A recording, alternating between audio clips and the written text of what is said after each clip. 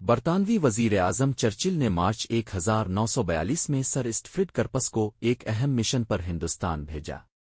یہ mission کرپس mission کے نام سے مشہور ہے۔ کرپس مشن نے جو منصوبہ پیش کیا اس کے اہم نکات مندرجہ ذیل تھے۔ جنگ کے خاتمے پر ایک منتخب کمیٹی کو ہندوستان کے لیے نیا آئین بنانے کی ذمہ داری سونپ دی جائے گی۔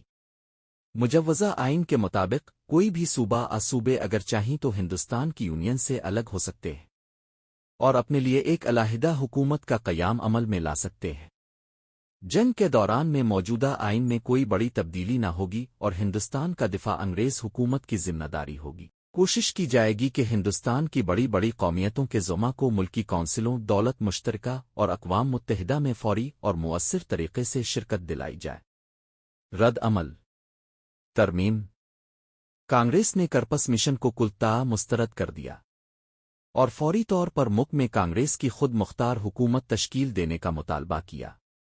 مسلم لیگ نے بھی کرپس مشن کے منصوبے کو اس جواز پر مسترد کر دیا کہ اس میں مسلمانوں کے لیے ایک علیحدہ مملکت کے قیام کے لیے کوئی ٹھوس ضمانت نہیں دی گئی تھی۔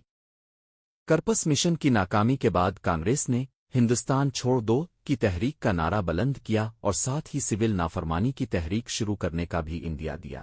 اس پر برطانوی حکومت مشتعل ہو گئی اور کانگریس کے سرکردہ رہنماؤں کو پابند سلاسل کر دیا، جس سے ملک کی سیاسی فضا اور بھی مقدر ہو گئی اور پورے برصغیر میں تشدد کے واقعات کا آغاز ہوا۔